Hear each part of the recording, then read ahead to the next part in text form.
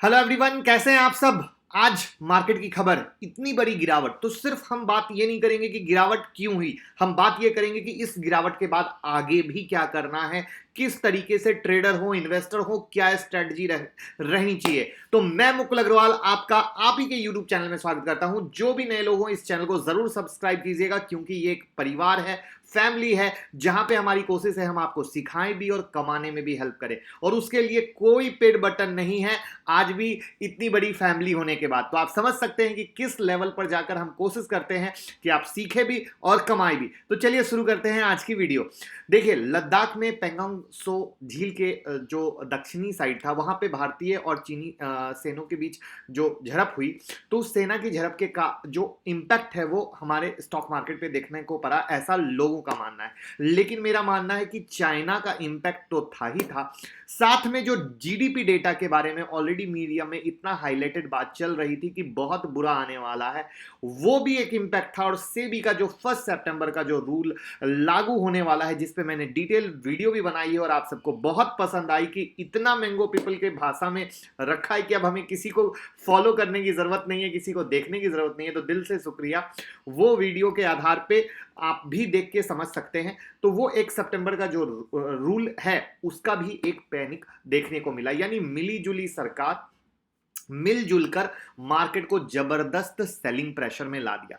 और इस तरीके से China tension, GDP tension, SEBI tension, ये तीन टेंशन ने मिलकर बायर को टेंशन दिया और सेलर को जमाने के बाद खुशी दे दी। लेकिन इसमें यहां पर आज की डेट की बात करें, इस गिरावट के कारण तो इन्वेस्टर के 4.5 लाख करोड़ रुपए से ज्यादा डूब गए।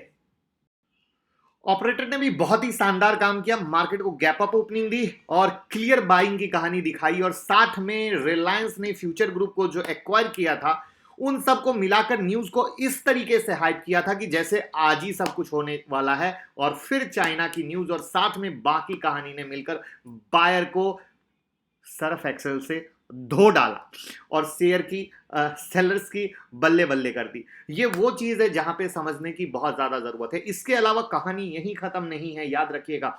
3 सितंबर को एक और बड़ी खबर है, जहां पे फाइनेंस मिनिस्टर जो फाइनेंशियल इशू के लिए बैंक और एनबीएफसी के साथ मीटिंग करने वाली हैं, और कोरोना के कारण बैंक पर जो कोविड-19 के कारण जो उन्होंने लोन बांटा है, या लोन लेना है वापस जो बांटा हुआ लोन है, या लोन रीस्ट्रक्चर करना है, इन सारी मुद्दे पर बात होने वाली है। क्योंकि रिजर्व बैंक के गवर्नर शक्तिकांत दास जी ने भी कहा था कि कोरोना संकट के कारण फंसे हुए कर्ज के सभी मामले पर 6 सितंबर को फैसला आएगा।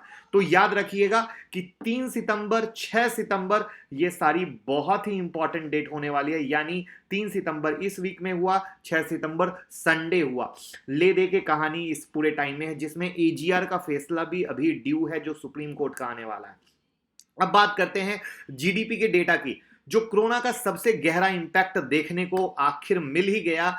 जो जून तिमाही के जीडीपी आई है उसमें 23.9% की गिरावट देखी गई है, और यह गिरावट मामूली नहीं है, ऐतिहासिक गिरावट है, हिस्टोरिकल गिरावट है। और जहां तक एक उम्मीद की जा रही थी 16 to 25% गिरावट की बात की जा रही थी, फाइनली 23.90% आ गया, यानी ऑलमोस्ट साफ। अब इसमें बहुत लोग कहेंगे यार जीडीपी हम सुन के क्या करें। सुन लीजिए, बहुत जरूरी है।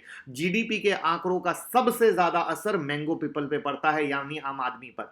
अगर जीडीपी के आंकड़े लगातार सुस्त होते हैं तो ये देश की के लिए खतरे की घंटी मानी जाती है, और जीडीपी की कम होने की वजह से लोगों की औसत आय, एवरेज इनकम कम होती है, और लोग गरीबी रेखा के नीचे चले जाते हैं। नई जो नौकरियां होती है ना, जॉब, उनके पैदा होने की चांसेस घट जाते हैं। आर्थिक सुस्ती छाती है, जिससे नौकरियां जाने की संभावना बढ़ जाती है। लोगों का बचत यानी सेविंग और इन्वेस्टमेंट भी कम हो जाता है। जीडीपी रेट में गिरावट का सबसे ज्यादा असर गरीबों पर पड़ता है, सबसे ज्यादा असर गरीबों पर पड़ता है। और आर्थिक वृद्धि घटने के डर से गरीब तबकों के लिए सबसे बुरी बुरी स्थिति आती है। अब देखिए, ध्यान देने वाली बात हमें यहां पे यह है कि जो जीडीपी का डेटा खराब आया है, मार्केट बंद होने के बाद 5:30 बजे आया, तो क्या मार्केट ने आज ही जो गिरावट की वो उसको भांप के मार्केट ने डिस्काउंट कर दिया, यानी जितनी गिरावट करनी थी उसके आधार पे कर दिया, या कल एक रिकवरी लेके वापस से आज के लो को तोड़ते हुए नीचे जाएगा? ये सबसे मेजर पॉइंट आएगा कल की मार्केट में ध्यान देने वाला, बहुत मेजर पॉइंट आएगा। क्योंकि अगर ऐसा होता है तो कहीं ना कहीं मार्केट के सिनारियो पे बहुत बड़ा हिट करेगा, मार्केट के सेंटीमेंट्स पे बड़ा हिट करेगा। लेकिन अगर आज की लो के बाद या लो से थोड़ा बहुत इधर उधर करके वापस मार्केट ऊपर की तरफ चल जाए तो वापस से सिनारियो की वही, जो आपको याद है, मार्केट बार बार 244 300 के मोटा मोटी या मैक्स टू मैक्स 11,100 के लेवल से जो मार्केट बार बार भाग रहा है, आप वहीं पे वापस से मार्केट आके खड़ा हो गया है। तो ये चीजें बहुत इंपॉर्टेंट आएगी, तो ये बहुत ध्यान देने वाली बात है। साथ में आप सब एक सवाल मेरे से लगातार पूछ रहे थे कि सर आपने बोला था कि निफ्टी में ब्रेकआउट होगा, लेकिन आपने बताया नहीं, और आप लोग लगातार पूछ रहे थे कि निफ्टी में ब्रेकआउट हो गया क्या, हो गया क्या। मैंने खुद कहा था जब ब्रेकआउट होगा, जब मुझे हिंट मिलेगा मैं खुद बोलूंगा। आई होप आज की गिरावट के बाद आपको समझ में आ गया होगा कि मैंने अभी तक क्यों नहीं बोला कि मार्केट में ब्रेकआउट हुआ है। और ये वो चीज है जो भी लोग प्रॉपर सुनते हैं, जो मैं कहता हूं कि मेरी भाई वाली कोशिश है कि आप और हम मिलके इस मार्केट की जर्नी में पैसे कमा सकें और आपकी सोच को मैं अच्छा कर सकूं मार्केट के प्रति। तो आज उसका प्रूफ बहुत तरीके से मिल गया होगा, और ये जिनको जिनको मिला हो प्लीज लाइक का बटन दबा के जरूर बताइएगा, जिससे हमें ये पता चल सके कि यस करेक्ट है। साथ में जिन्होंने चैनल अगर सब्सक्राइब ना किया हो तो आज की बात जरूर सब्सक्राइब के साथ बेल आइकॉन हिट कर दीजिएगा, जिससे कि उनको अपडेट मिलती रहे। साथ में एक और चीज, रिलायंस किसी दिन हम नहीं छोड़ रहे, और हम हर दिन कह रहे थे रिलायंस में जो हमारा ब्रेकआउट लेवल है उसके बाद ही खेलेंगे बाय, वरना जब तक बिंदास किसी भी राइज में सेल करो। सेल का पॉइंट भी मैंने आपको दे रखा था।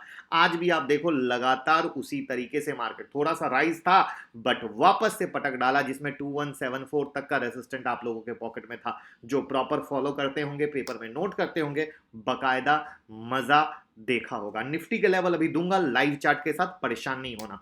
अब यहां समझने की सबसे ज्यादा जरूरत क्या है, जो शायद लोग नहीं मान रहे हैं, वरना कल ऑनलाइन क्लास में जो हमारा 43rd बैच चल रहा है वहां पे बकायदा चार्ट पे हमने स्टूडेंट को दिखाया था कि ये देखो ये मार्केट किस तरीके से बन रहा है, जहां से गिरेगा। जो भी स्टूडेंट अभी 43rd बैच के सुन रहे हो जरूर कमेंट बॉक्स में बताइएगा और लाइक का बटन दबाइएगा, जिससे उन्हें समझ में आए कि यस वो एक्सपीरियंस हम आपको शेयर करते हैं प्रॉपर प्रैक्टिकल मैनर में। अब उससे भी बड़ी चीज, आज विजय केडिया जी ने एक मस्त लाइन बोली जो मैं शेयर करना चाहूंगा।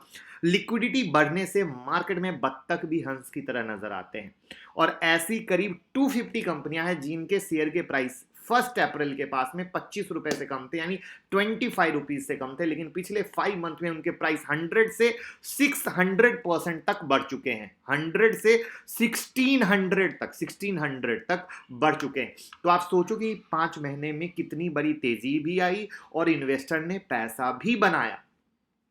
साथ में उन्होंने कहा बाजार में लिक्विडिटी का जो उफान है, जल्द पैसे बनाने के मौके शीघ्र ही खत्म हो जाएंगे। मतलब ये जो पैसा जो तेजी से बना है 5 से 6 महीने में, अब वो मौका बहुत जल्दी खत्म होने वाला है। क्योंकि इस तरह के बाजार में पैसा बनाना आपकी होशियारी का प्रमाण नहीं है, ना ही सफलता की गारंटी है। जो इन्वेस्टर हैं, स्पेशली मार्केट में नए आए हैं, उनको बाजार की इस तरह की तेजी पर भरोसा नहीं करना चाहिए।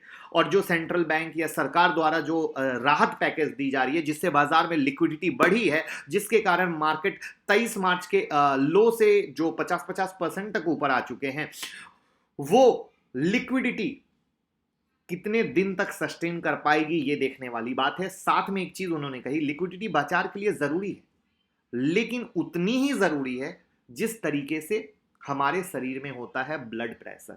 अगर ज्यादा हो जाए तो हाई ब्लड प्रेशर, लो हो जाए तो लो ब्लड प्रेशर, यानी कुछ भी होना सही, न ज्यादा होना सही न कम होना सही, एक पैरामीटर में होना सही। उसी तरीके से लिक्विडिटी भी ज्यादा होना भी गलत, कम होना भी गलत, यानी जैसे ही बैलेंस होगा तब रियल गेम होता है। और वो रियल गेम होता है आपके पैसा कमाने का टाइम, वो रियल गेम होता है आपके लॉन्ग टर्म सर्वाइवल का टाइम। और उस समय जब आप पैसा कमाते हो तब आपके बुद्धिमत्ता का प्रमाण मिलता है, ना कि इस रैली में पैसा बनाना वो आपकी बुद्धिमत्ता का प्रमाण है। उन्होंने अपने बारे में भी बताया कि कैरियर के शुरुआत में उन्होंने कई पेनी स्टॉक में पैसे लगाकर अपने पैसे बर्बाद किए। रातों रात करोड़पति बनने के सपने के साथ उन्होंने मार्केट में कदम रखा था और उन्हें बहुत जोर का झटका लगा था। तो शेयर बाजार में उनका कहना है कि जो असफलता होती है, लोग सक्सेस नहीं हो पाते, उसका सबसे आसान और इजी रीजन है रातों रात करोड़पति बनने का सपना देखना। बाजार की रोज तेजी जो है एक सूरज की रोशनी की तरह है, कहीं ना कहीं हर समय रहती है। तो उम्मीद करूंगा इतने बड़े इन्वेस्टर की बात को सुनकर कुछ सीखने समझने की कोशिश करेंगे, क्योंकि जब हम बोलने की कोशिश करते हैं, हम समझाने की कोशिश करते हैं, तो कुछ लोगों को लगता है यार बहुत ज्यादा ज्ञान यहां पे दिया जा रहा है, बड़ी बातें हो रही है। लेकिन आई होप अब इतने बड़े इन्वेस्टर की बात सुनकर शायद आप अपनी लाइफ में लर्निंग लें और उस लर्निंग से कुछ अर्निंग कर पाएं, क्योंकि यही है हमारी कोशिश। अब निफ्टी के लेवल देखते हैं। निफ्टी के लेवल, उससे पहले शुक्रिया जो रिलायंस और फ्यूचर ग्रुप के वीडियो को पसंद किया, सेबी के नए मार्जिन को पसंद किया, और साथ में बहुत सारी एजुकेशनल वीडियो है, जरूर देखिए, बहुत फायदा मिलेगा, पैसे कमाने में बहुत हेल्प होगी। साथ में जो लोग ट्विटर टेलीग्राम से नहीं जुड़े हैं, जुड़े रहिए, क्योंकि ये आप ही लोगों का कहना है कि बड़े बड़े मीडिया हाउस से भी पहले खबर आपके इस अपने यूट्यूब और टेलीग्राम चैनल पे रहती है। तो जुड़े रहेंगे तो सारी खबरें मिलती रहेगी। अब बात करते हैं निफ्टी के लेवल की।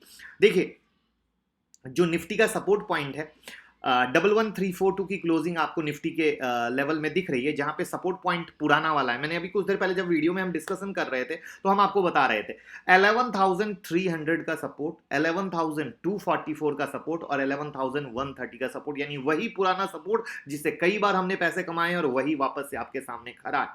और जो ऊपर में रेसिस्टेंट है वो 429 के पास का कुछ है, जो कल पता चलेगा, जिसमें मैंने कहा कल की मूव बहुत इंपॉर्टेंट आएगी, जहां पे बहुत ही ज्यादा आंख नाक खुले रख के देखने की जरूरत है कि क्या मार्केट जीडीपी डेटा को डिस्काउंट कर चुका है या कल उस न्यूज पे डिस्काउंट करेगा।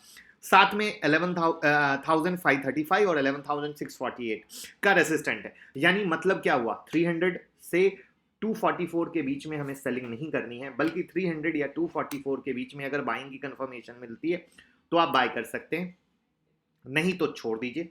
और 244 के नीचे में जब सेल का कंफर्मेशन मिलता है तो आप आराम से सेल कर सकते हैं। जैसे हमारा जब आज 700 के नीचे आया, जो हमने कल लेवल दिए थे और हमने बताया था कि मार्केट या तो 700 के ऊपर में बाइंग है या 700 के नीचे में सेलिंग है, तो मार्केट चूंकि गैप अप खुला था, फिर 700 के नीचे आया और 700 के नीचे में उसने आपको सेलिंग दी। तो उसी तरीके से 244 के नीचे में अगर आपको सेलिंग का कंफर्मेशन मिलता है तो आप वहां से ले सकते हैं, जिसमें रेसिस्टेंट पॉइंट 400 टू 429 का है, जिसमें अगर यहां पे सेलिंग का कंफर्मेशन मिले तो सेल कीजिए, वरना अवॉइड कीजिए। और इस लेवल के ऊपर अगर निकलता है तो फिर 535 का नेक्स्ट लेवल रहेगा। बट फिर भी अगेन कल थोड़ा सा ध्यान देते हुए काम करना है, और इस तरह का लेवल अगर आपको निकालना हो तो खुद से निकालना हो, खुद से, चाहे रिलायंस हो, कोई भी स्टॉक हो, निफ्टी, बैंक निफ्टी, कुछ भी, तो 10 सितंबर की क्लास ज्वाइन करें। आपको हैंड होल्डिंग सपोर्ट, आपका मेंटर आपको चीजें चेक करेगा, क्योंकि हर दिन आप देख लो टेलीग्राम पे बकायदा क्या होता है, सिस्टम क्या है, मेंटर को चार्ट लोग चेक करवाते हैं, मेंटर को चार्ट देते हैं, मेंटर चार्ट चेक करता है, आपके ट्रेड को सही और गलत बताता है। ये देख रहे हो यहाँ पे वाइटस्टोन नोट, पूरा सही गलत क्या है सब बताता है, और तब वो इंसान ट्रेड लेता है। तो ये वो चीज है जहां पे आप अगर सीखते हैं, समझते हैं और पैसा कमाते हैं, तो नुकसान करना है, कमाना है, क्योंकि नुकसान तो रोज कर रहे हैं, कमाना है तो मोस्ट वेलकम है, ज्वाइन कीजिए। और साथ में फिर भी जितनी फ्री चीजें दे रहे हैं उससे भी आप कमा सकते हैं। तो ये आपका अपना यूट्यूब चैनल है, अगर चीजें पसंद आ रही हो, हम आपकी केयर कर रहे हैं, आप दूसरों की केयर करें शेयर करके। Thank you so much.